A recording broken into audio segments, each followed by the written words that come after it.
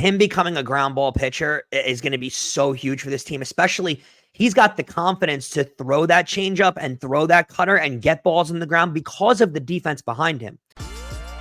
You are Locked On Yankees, your daily New York Yankees podcast.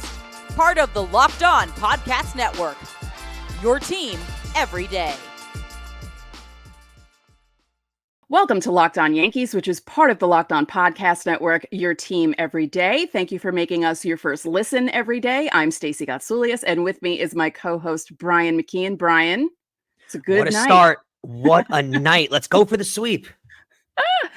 Well, yeah, let's go for the sweep against the Marlins. Before we get into everything, don't forget to subscribe to the podcast on whichever podcasting platform you prefer. There are about 1 million of them these days. Subscribe to our channel on YouTube, like the videos, hit the bell so you're notified when those videos go live. And coming up, we talk about the wonderful start that Carlos Rodón had against the Marlins. We'll preview Game 3 between the Yankees and the Marlins.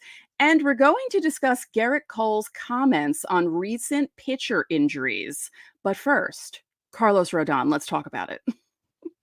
I mean, Stacey, what a performance, right? I mean, you're finally starting to see the vintage Carlos Rodón that got the big salary, that was the key addition in last year's free agency. You're starting to see that guy, right? And here's the thing. You've mentioned this. I've mentioned this. This is going to be the talk across all of Yankees Nation tomorrow. The biggest thing, Stacey, Carlos Rodón is mixing in more pitchers. He's not only the fastball slider guy, which, by the way, one of the better fastballs and one of the better sliders in all of baseball when you got him. Those two pitches made him almost $30 million a year. Now he's incorporating more pitches. He's becoming one of the better pitchers in all of baseball. And if you have this guy rolling with who's starting tomorrow, and then Garrett Cole comes back around early June, Stacey, this could be a lethal lineup. This could be a lethal starting pitching rotation. Yeah. That fastball, that famous fastball of his, the four-seamer, was working because he threw 47 of them, and he got 6 swings and misses on that four-seam. He had 12 overall. He led the game. And you talk about the other pitches, the cutter, the slider, and the changeup. Just amazing that he had such a terrible 2023, goes to Florida in January, starts working on this cutter, and we're 3 starts into the season, and this cutter is becoming one of his better pitches. And it's weirdly becoming a ground ball pitch. And Carlos Rodón, the fear when he signed with the Yankees was he is a massive high pitch on the strike zone. He gets a lot of fly balls, and those kind of pitchers generally don't work in Yankee Stadium because of the short porches.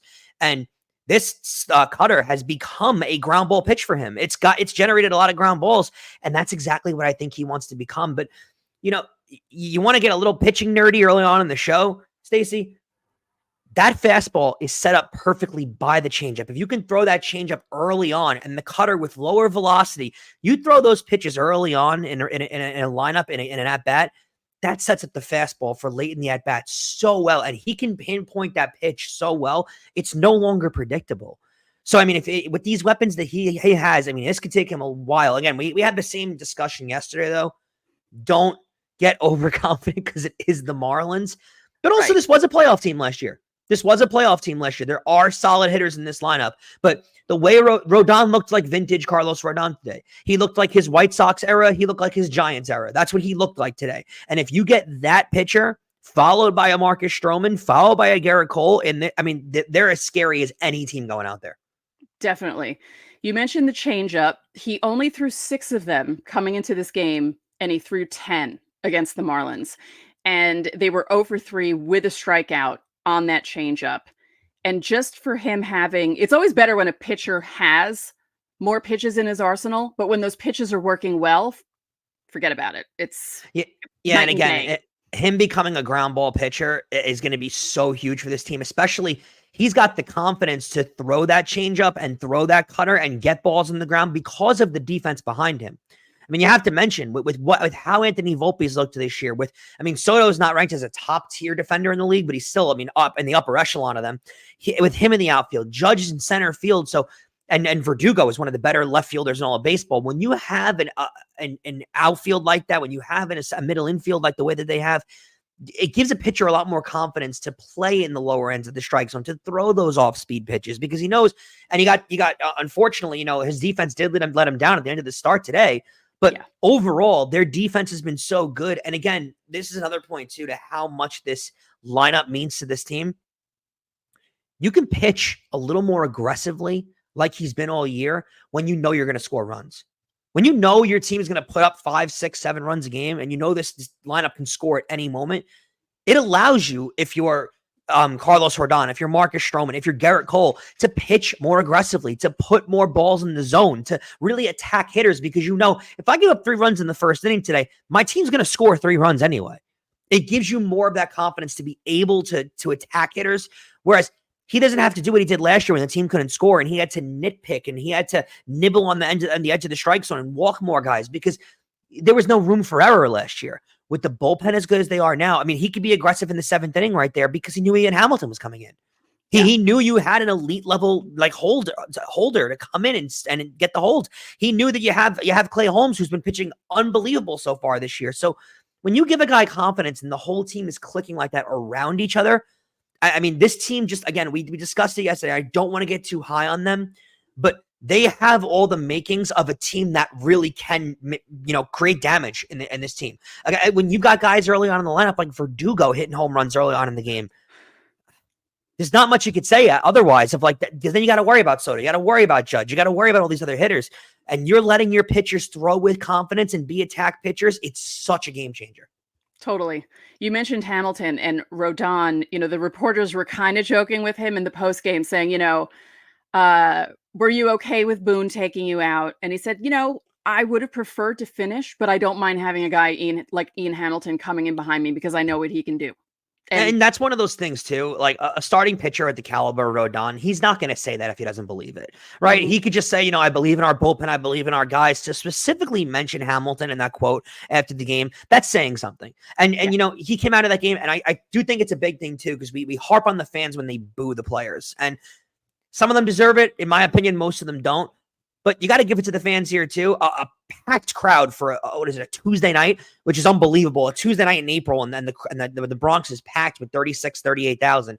But we have to mention, too, the ovation Rodon got coming off the mound when he was booed a lot last year. He had basically 1 or 2 good starts last year where they weren't even great starts. They were good starts. Right. And he goes out there and throws this gem. And the crowd giving him that ovation, he even admitted that it felt nice for him afterwards. That is a huge boost of confidence that he's now had 3 really good starts. The last time he struggled was that Houston start, which he got out of. And you've had 3 now really good starts to start the year without Garrett Cole. Stroman's looked really good in his first 2. You expect him to look good again tomorrow. This is a thing where, again, like we mentioned, if you keep this rolling, and I think this, bodes well for what we said yesterday too. Let's see what kind of lineup goes out tomorrow. Let's see if we see a take a knee and get on the road trip kind of lineup tomorrow. Or let's see if we put out an A+ lineup tomorrow. And I think from what we've seen so far is Boone's going to give you an A+ lineup tomorrow.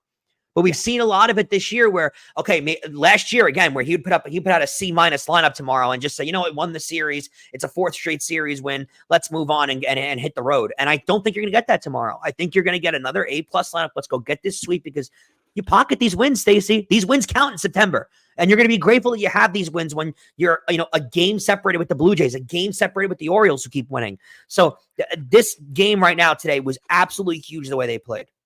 Here's a case in point, the Rays last season. They won all those games in April. And not that they had a bad season, but the Orioles finished ahead of them. If they hadn't had that really good start and with the way things were downturning there, they could have missed the playoffs without that strong start. So exactly. And the consistency is a big thing like we're talking about too, because the Yankees had a good start last year too, and they just completely fell apart. They had great start in 2020 and they completely fell apart.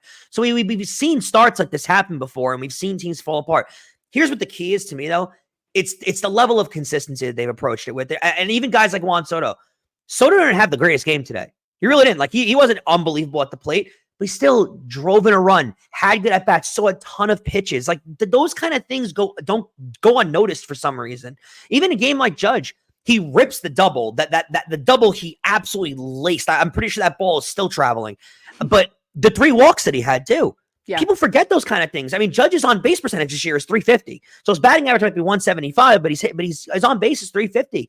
And putting that, again, we talked about yesterday about putting that guy with Stanton afterwards and then Rizzo afterwards. It creates this. We talked about the aggression with the starting pitchers. Stanton can be much more aggressive when he has all these guys around him too. And that's why you've seen Stanton with the power early on this year, because he's allowed to attack fastballs early on in counts. It's a trickle-down effect with all of these guys, and it means so much to how complete this roster is. Yeah, it's amazing. It's been fun to watch, obviously.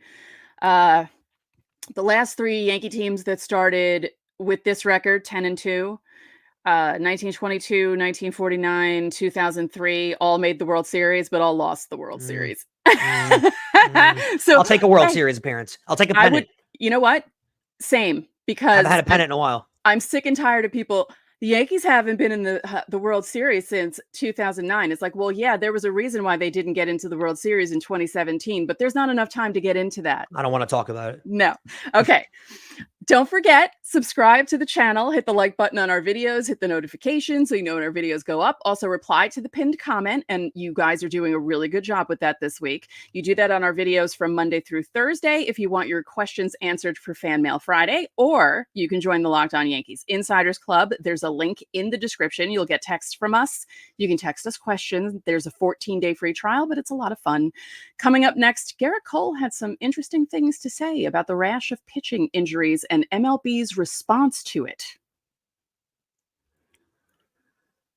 Prize Picks is America's #1 fantasy sports app with more than 3 million members. It is the easiest and most exciting way to get in on the action while you watch your favorite sports and players.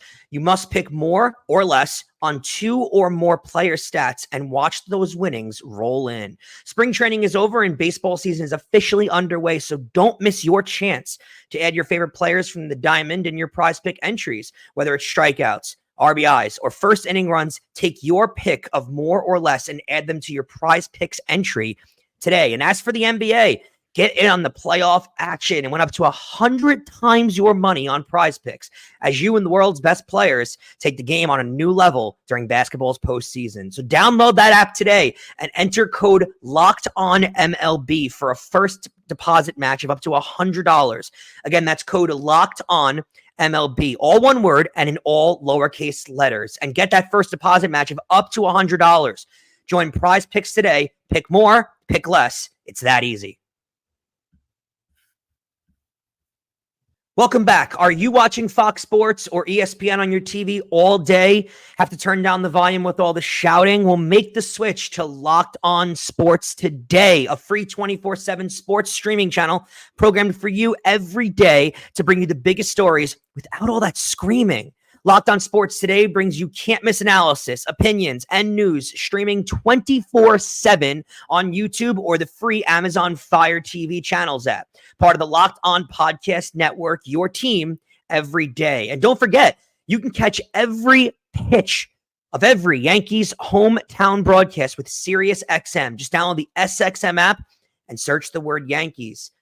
A great pitcher that we can't wait to see and hear on that SXM app in June, hopefully, is Gerrit Cole. And Stacey, I don't know if you were paying attention to that athletic interview that Gerrit Cole had today. He had some fascinating comments on pitcher injuries and what's been going on with pitchers lately.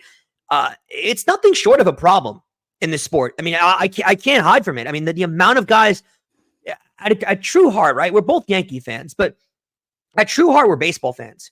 And I root to see the better players in the league play. I want to see these guys put up great performances. And when guys are constantly getting UCL tears and constantly needing Tommy John surgery, it takes that away from us. We lose that as baseball fans, and I hate seeing that. Talk about, I mean, these guys that have been injured, and we'll get to the Garrett Cole comments in a second, but let me read you off a list of names. And some of them will hit more at home, but they hit all at home for me because I love seeing these guys strike out 200 players a year. Jonathan Loaizaga, Spencer Strider, Shane Bieber, Shohei Ohtani, Sandy Alcantara, Shane McClanahan, Framber Valdez, Gerrit Cole, not for the whole year, but Gerrit Cole's got an elbow injury. Stacey, talk a little bit before we get to the Gerrit Cole quote on all of this going on, because it's nothing short of an epidemic in baseball now. Yeah, and don't forget Jacob deGrom, Justin Verlander. Like, there's a bunch of guys who have hurt their elbows. Still coming back. Yeah, in the last few years. It's crazy. By the way, the link to the article will be in the description on YouTube, so you guys can read it. It's also a subscription, but you know that about The Athletic, so. Yeah. But get it, it's worth it. Yes. Not a free promo, but The Athletic is worth it. Yeah, definitely.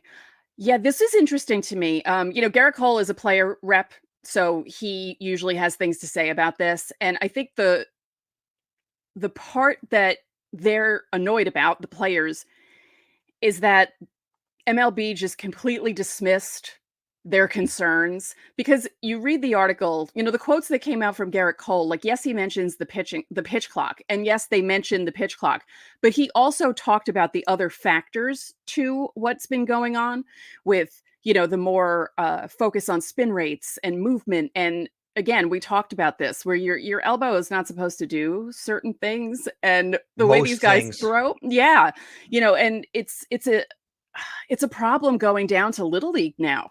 Kids are getting Tommy John surgery. It's crazy, but I kind of like angry Garrett Cole, and he has a right to be angry. MLB was completely dismissing their complaints, and it's not just the pitch clock, but why did you have to remove 2 seconds from it when the runner's on? Like, why? You didn't. And he made a great point. He made a great point saying how much ad revenue are you really gaining with the extra 2 seconds? You've already slashed down. We had a 2-hour game yesterday, and I don't know what today's game ended at, but it wasn't over 4 hours like most old Yankees Red Sox games were 3 years ago. So you've mission accomplished when it came to shorting games down. You've accomplished that. So why are we now still continuing to cut down more and more and more? Now your games are shorter than NBA games. So, and that was your goal, was to get that perfect NBA 2 hours and 20-minute length of games. That's what you wanted, right? I mean, let me read the Garrett Cole quote to you, because it is fascinating how annoyed he is with Major League Baseball. His response was, when I read the response from MLB, I didn't think it was very thorough. To be able to say you implement something in 1 year and it has no effect is short-sighted. We are really going to understand the effects of what the pitch clock is maybe 5 years down the road. But to dismiss it out of hand, I didn't think it was helpful for the situation. And that's from the Athletic Yankees article. And I think he hits the nail on the head, where you're right. There are parents out there who are obsessed with their kids playing baseball, who are hoping their kids need Tommy John at 17 years old because they get out of the way.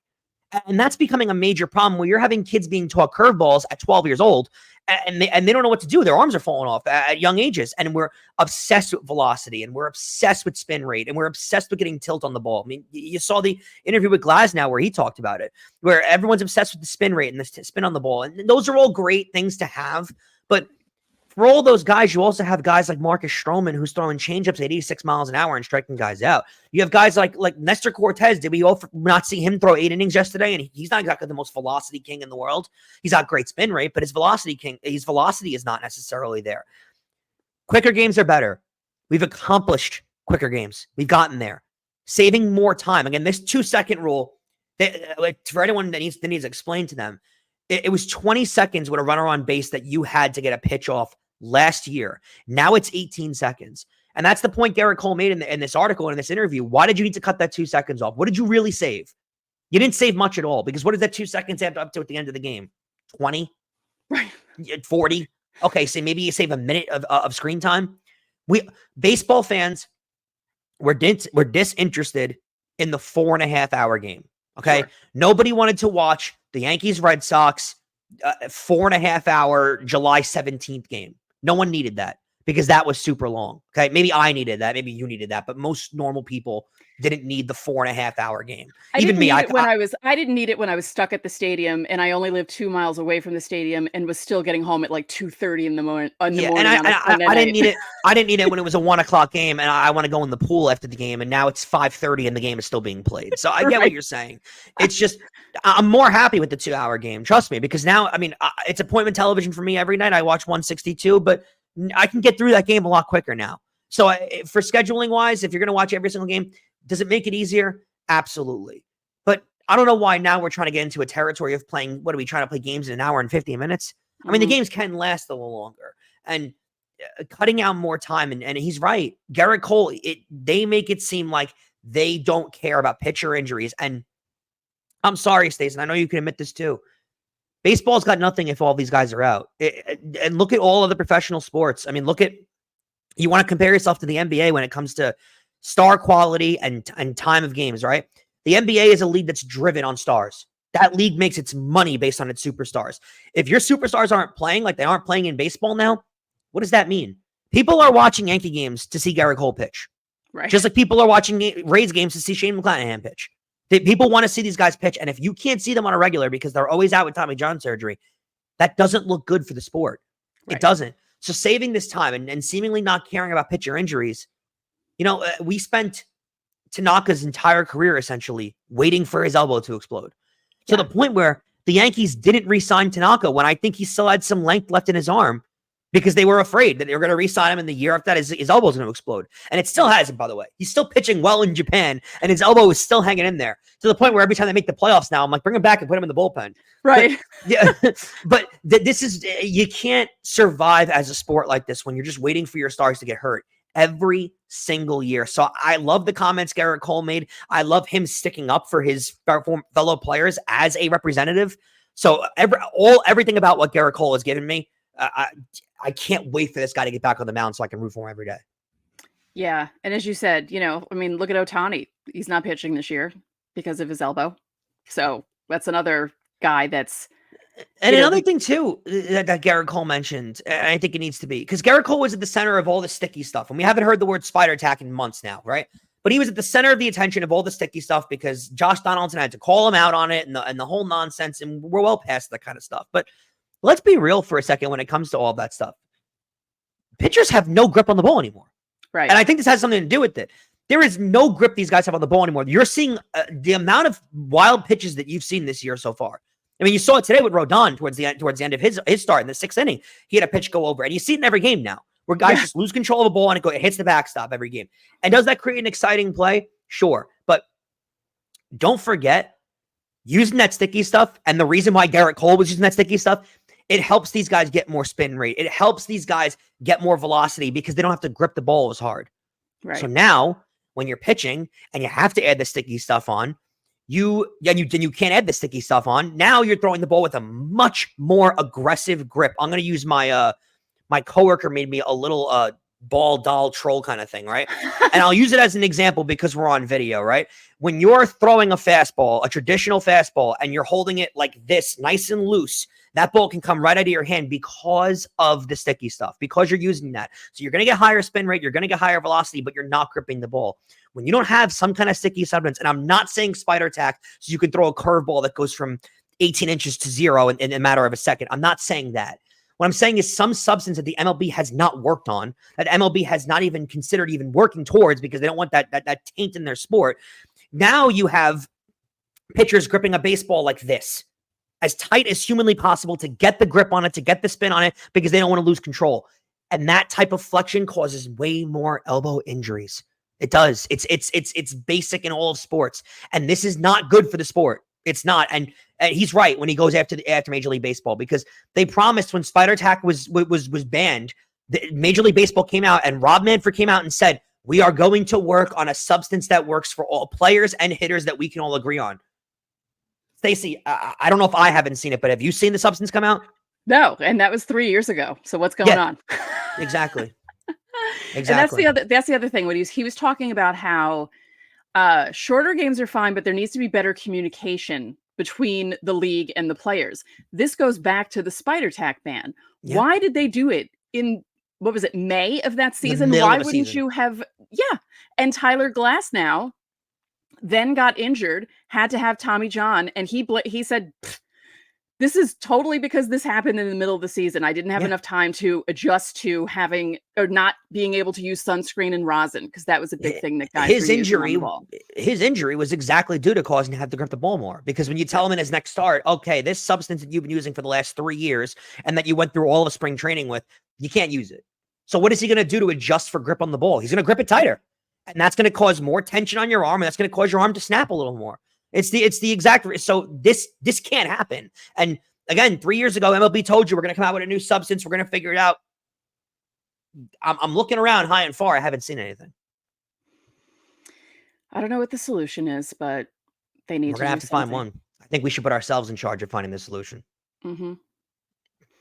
We're going to come back next, Stacey, and we're going to talk about this pivotal game 3. Not really pivotal, but I want to sweep. These wins don't go away. In September, in August, when you're chasing on a division, these wins still count. So go out there and get a sweep. We're going to talk about what Marcus Stroman's going to look like in his start. But first, you got a couple words. Passion, drive, and patience. What brings home the winning trophy is also what keeps your ride or die alive. eBay Motors has everything you need to maintain your vehicle and level it up to peak performance. From superchargers, roof racks, exhaust kits, LED headlights, and more. Whether you're into speed, power, or style, eBay Motors has got you covered. With over 122 million parts for your number one ride or die, you'll always find exactly what you're looking for. And with eBay Guaranteed Fit, your part is guaranteed to fit your ride every time or your money back. Because with eBay Motors, you're burning rubber, not cash. With all the parts you need at the prices you want, it's easy to turn your car into the MVP and bring home that win. Keep your ride or die alive at ebaymotors.com. Eligible items only, exclusions apply. eBay Guaranteed Fit is only available to U.S. customers. Locked On has launched the first ever national sports 24/7 streaming channel on YouTube, and now it's also available on Amazon Fire TV in the free Fire TV Channels app. Locked On Sports Today is here for you 24/7, covering the top sports stories of the day with the local experts of Locked On, plus our national shows covering every league. Find Locked On Sports Today, now available on the free Fire TV Channels app. And remember, you can catch every pitch of the Yankees' hometown broadcast with SiriusXM. Just download the SiriusXM app and search the word Yankees.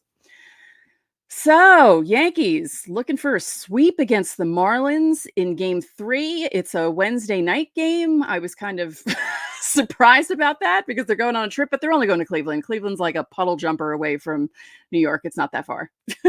The Cleveland series, you can hear me now, is very fascinating to me because of the fact that they've been one of the hotter teams in baseball too. The Yankees have been right behind them, or they've been right behind the Yankees. It's back-to-back teams, and that's going to be a very fascinating series. And I don't think a lot of people expected very much out of Cleveland coming into this year. And then all of a sudden, you look at the standings, and they've got 8 wins already, and they've been off to an unbelievably fascinating start.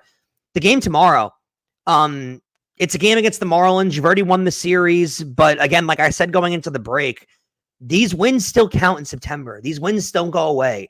So when you're chasing teams down and you know, when you have your slump in July, you're going to be really, really, really thankful that you got these wins. And it's a big start for Marcus Stroman. His second start at the stadium, his third start as a Yankee. He looked really good in his last start. And also, we haven't seen the Yankees go up against a lot of really high strikeout pitchers this year. And they're going up against one in Ryan Weathers, who's a really hard thrower and gets a lot of Ks. So I'm interested to see how this team that has taken the most pitches in all of baseball, has seen the most pitches in all of baseball, how they'll react to a really heavy strikeout in the strike zone type of pitcher. I'm really excited to see how they match up against this game.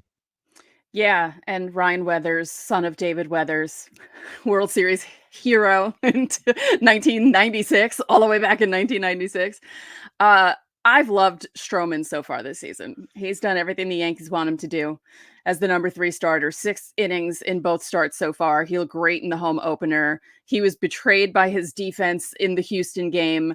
And he is just really, like Soto, he's really embracing playing for the Yankees, getting the crowd hyped up before he went to the bullpen to throw before the home opener. And I just love his energy. And I said it before the season started, but I think he's going to be the pitcher that will surprise everyone this season in a good way.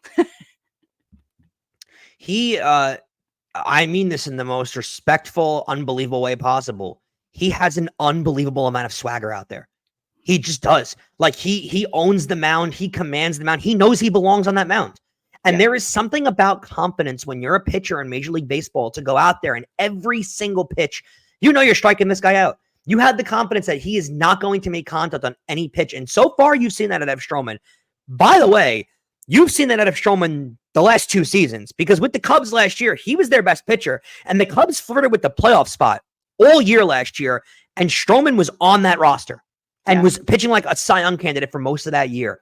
So if he can pitch like this, and again, like the importance to the rotation that Stroman can have, if he's your number 3, if Rodon pitches like he pitched last night, and Garrett Cole goes back and is Gerrit Cole, Stroman's your number 3. And me and you are both pretty confident they're going to look to add at the deadline. All of a sudden, Stroman moves to number 3, number 4 role in your rotation. That's a really good role of your rotation to have with the way that he's been pitching all year. So if Stroman can continue this, and we laugh about how the Marlins have got off to an awful start, right? But these games you can use for a lot of confidence building. And a guy like Stroman, who again pitches with that swagger, and a lot of his game is based on confidence, this start can mean a lot for him. Oh yeah. I just enjoy the fact that Stroman is shorter than me. He's listed at like 5'7", 5'8", and Still I'm only taller than me. I'm only 5'9". It's not like I'm 6 feet, but I just love the attitude that he has, the swagger that he has, the love that he has for the team. He was the first one out of the dugout. Everything about everything about it, right? Like everything about the way that he is out there, the fancy cleats and the tight pants, the do-rag, like he is out there commanding his position, and he's out there letting you know, I'm one of the best pitchers in baseball. And I'll be honest with you, I don't think he's one of the better pitchers in baseball. I don't think he's the best pitcher in baseball, but he acts like he is, and he knows he's the best pitcher in baseball. And that confidence can take you a long way in Major League Baseball and professional sports. You know, they say the quarterback in football, you have to know that you're the best, player on that field all the time. A star shooter in basketball, you need to take that final shot knowing that shot's going in. And the second you waver from that thought, you're not going to perform at your highest level. And Stroman is that guy. Stroman has that level of confidence. Stroman knows he's the best pitcher and he's going to get you out. And so far, he's proven everyone right on that point. He pitched really well in the home opener. He pitched really well in the Houston series. So this is another important game going forward. Like going into this Marlins start, don't look at it as a getaway day. Don't look at it as put out your C lineup. Go out there, crush this team, win, take 3 in a row, and then hit your road trip. That's the way I look at this game. That's a good way to end it. One more time, don't forget, join the Yankees or Locked On Yankees Insiders Club. There's a link in the description. There's a 14-day free trial. You get texts from us. You can text us questions, whatever you want to talk about too. Could be about the game, could be about, well, not too much about our personal lives. Let's not do that. And speaking of texting questions, leave your questions under the pinned comment on YouTube to get those questions answered for Fan Mail Friday. Like I said at the top of the show, you guys are doing a bang-up job this week. Good job. And if you join the Insiders Club, you do get top priority. But if you leave your question on YouTube, we'll still answer them. And remember, you can catch every pitch of the Yankees hometown broadcast with SiriusXM. Just download the SiriusXM app, search the word Yankees. So that will do it for this edition of Locked On Yankees. I'm Stacey Gotsoulias. And I'm Brian McKeon. Have a great night, everyone.